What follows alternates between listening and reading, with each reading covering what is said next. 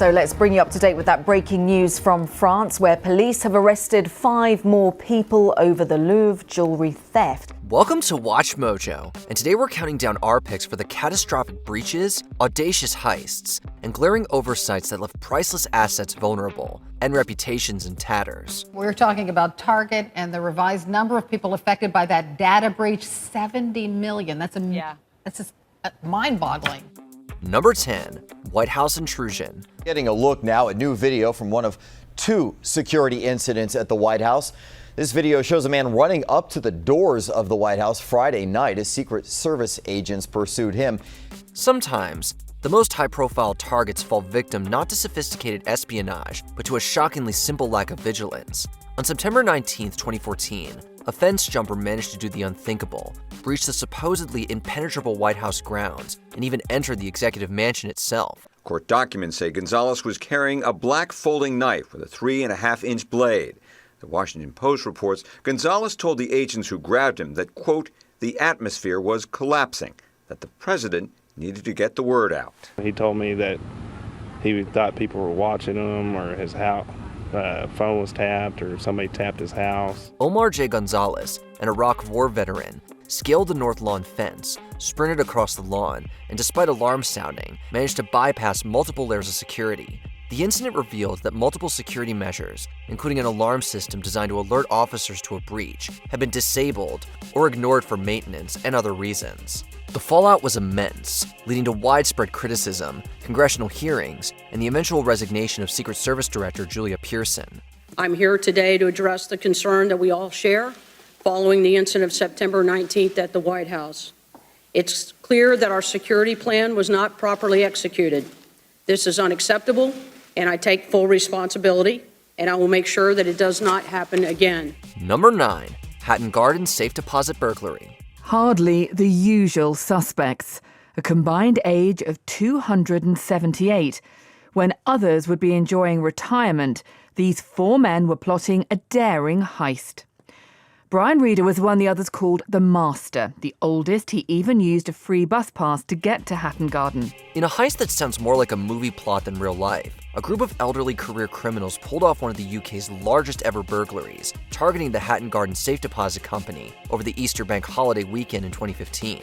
Using heavy drilling equipment, the gang spent several nights meticulously boring through a 50-centimeter thick concrete wall to access the vault, then painstakingly pried open 73 safe deposit boxes. They were unsuccessful in forcing these cabinets over, and on the first night left the premises, having not made their entry into the vault itself. The incredible security failure was the fact that no one adequately investigated the initial alerts. This allowed the bad grandpas ample time to execute their plan with precision, highlighting a devastating breach in both physical security measures and the response protocols meant to mitigate such invasions. This kind of criminal enterprise gives them excitement, makes them feel alive, takes them out of the banality, the ordinariness of their everyday lives. It's that dream aspirational job that everybody in this kind of world, that kind of underworld, dreams about. Number 8. Securitas Depot Robbery. At about 1 o'clock this morning, the manager was taken by car to the security depot. A white lorry also arrived at the depot. At least 6 men, some of whom were armed, tied up the staff on duty at the premises and then loaded a substantial amount of money into the lorry. They left at about 2:15 a.m. and the staff raised the alarm about an hour later. One of the largest cash robberies in British history unfolded in February 2006, targeting a Securitas cash handling depot in Tonebridge, Kent. The gang, led by former cage fighter Lee Murray, kidnapped the depot manager and his family at gunpoint, holding them hostage overnight. Once inside, the gang tied up 14 staff members and proceeded to load £53 million, approximately $92.5 million at the time, in cash into a waiting lorry. £52,966,000 were stolen from the depot, yet the next day Securitas calculated that the robbers had left behind £154 million. The explanation for this was simple, said Sir John Nutting. The only reason the money was left behind, he said, was because they couldn't fit it all into the lorry. The lapse in security was multifaceted. It began with the successful identification and targeting of a key employee, whose personal security was then completely compromised. Beyond that, the depot itself, designed to be impregnable, proved vulnerable to an inside threat enabled by human coercion. We know for a fact that this is organised crime at its top level. This is planned and executed with military precision. Look, this is a serious organised crime gang, and they're callous. Number 7. Brinks Mat robbery. The bullion thieves forced their way into the top security depot beneath the Heathrow flight path just after 6 o'clock this morning. There were at least 6 of them, 3 armed with revolvers and automatic pistols, some wearing masks, all aged between 30 and 40. On November 26, 1983, 6 armed robbers infiltrated the Brinks Mat warehouse near London's Heathrow Airport, expecting to find around £3 million in cash. What they actually stumbled upon was a staggering haul of 3 tons of gold bullion, diamonds, and cash, collectively valued at £26 million, over £100 million today. Quickly, they rounded up the 6 security guards, handcuffed them, and then poured petrol over one man and threatened to set a light to him. Another guard was pistol whipped, and eventually all the guards ended up in hospital. The thieves then moved 6,800 bars of pure gold, each one weighing 1 or 2 kilos, about 3 tons in all. First, the robbers gained entry with inside help from a security guard, Anthony Black, who provided keys and vital information about the facility's layout and security procedures. The police are not saying how the men got into the depot, whether the security cameras were working, or how they got away. But by the end of the day, they were admitting that the gold, originally destined for the Far East, could already be abroad. And even if it's not, there's a fair chance the gold refiners' identification stamps are being erased and the gold itself ready for melting down. This insider threat utterly compromised all physical and electronic safeguards. Second, the sheer volume and value of the assets stored in one location, coupled with what proved to be inadequate internal oversight, presented an irresistible target.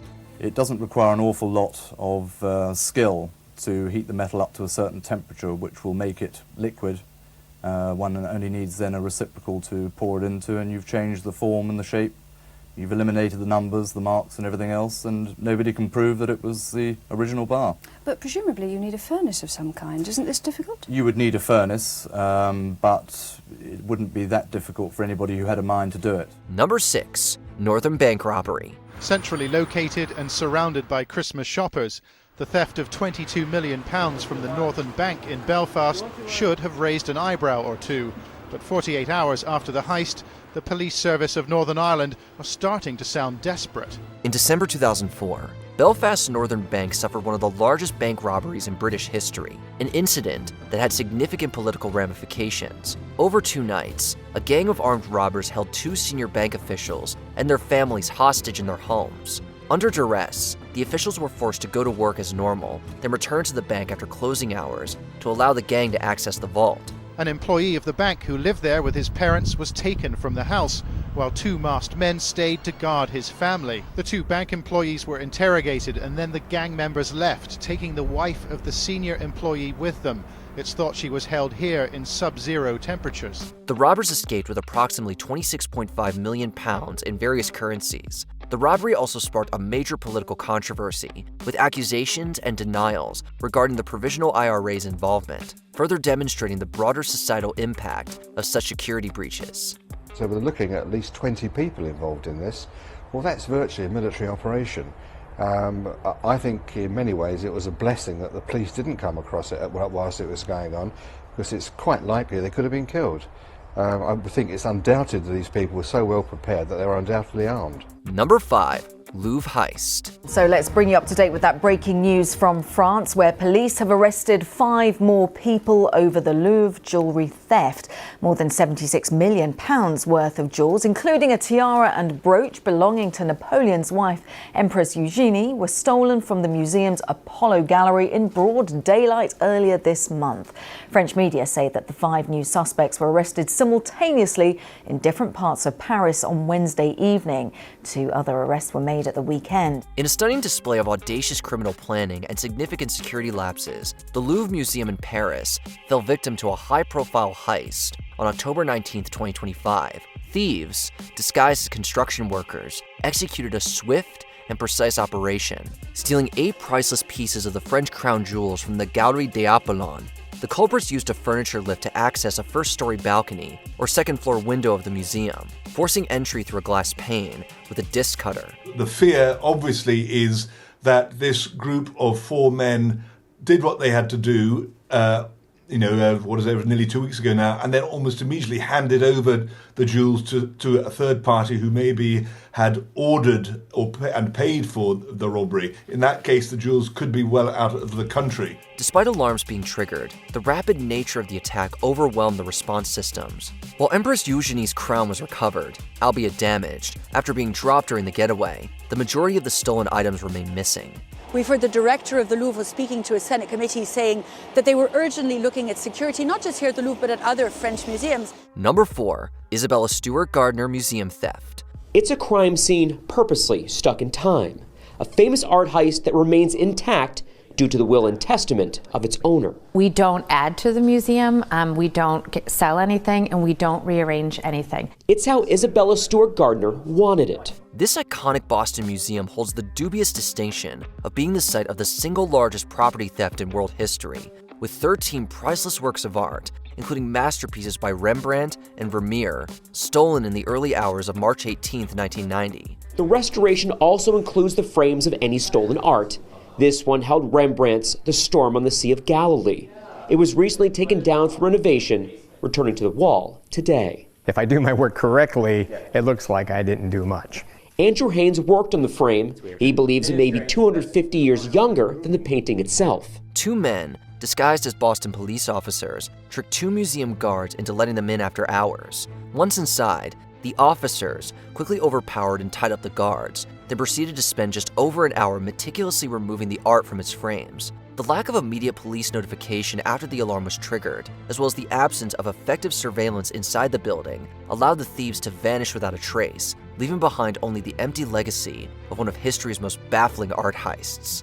Anytime people consider how many visitors come to see the empty frames, that number would be dwarfed by the number of people who would come see a Vermeer or Rembrandt's only Seascape. Anthony Amore is the museum's security director, tasked with finding the art along with the FBI. With each anniversary, he feels closer to an answer, believing time will bring someone forward. Number 3, Target security breach. They realized it's 70 million. So first we told you about the 40 million, the credit card or the card payment information was taken, the card number, the CVV, that little number on the back, and encrypted PIN numbers. Here's what else they got, Carol, for 70 million people. In late 2013, retail giant Target became the unfortunate poster child for corporate cybersecurity failures, suffering a massive data breach that compromised the personal and financial information of millions of customers. The attack, which occurred during the peak holiday shopping season, saw hackers gain access to Target's systems, ultimately stealing credit and debit card information for up to 40 million customers and personal data, including names, mailing addresses, phone numbers, and email addresses for as many as 70 million individuals.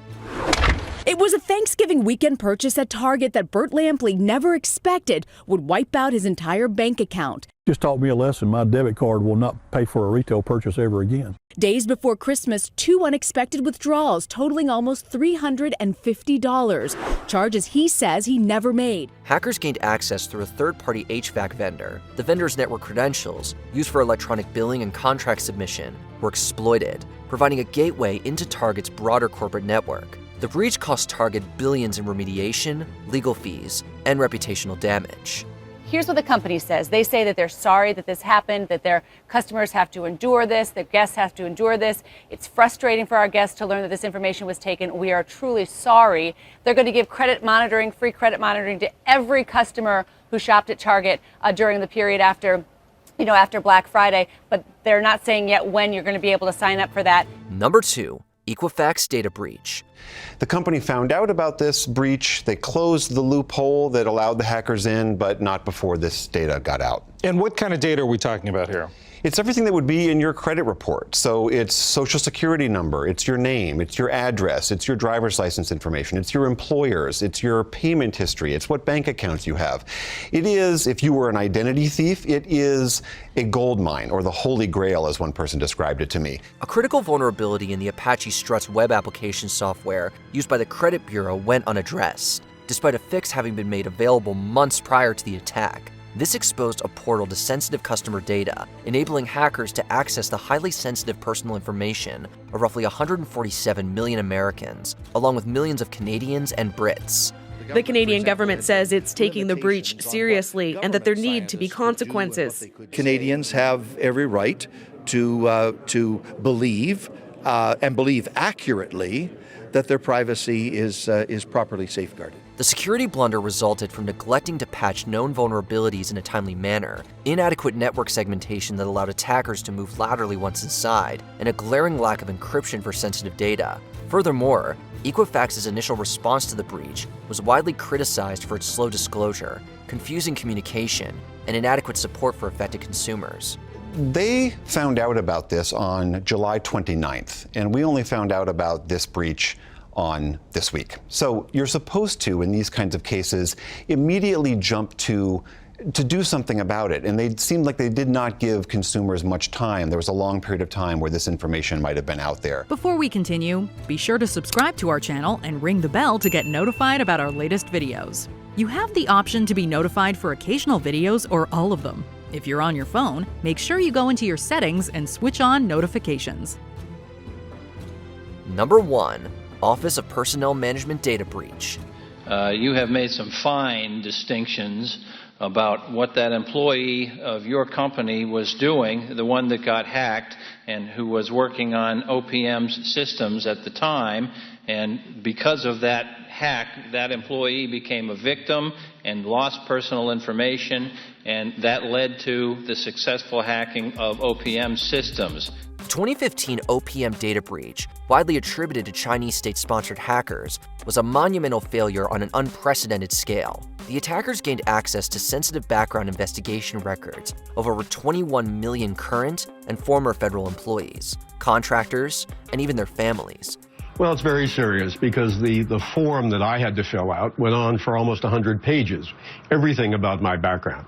And they have that for 21 million Americans, date of birth, social security number, foreign contacts, foreign trips. The catastrophic security fail was rooted in OPM's woefully outdated IT infrastructure, lax security protocols, and a failure to implement multi-factor authentication and robust encryption. Despite warnings from internal auditors and external experts for years about their vulnerabilities, the agency failed to adequately protect its vast repositories of critical personal data.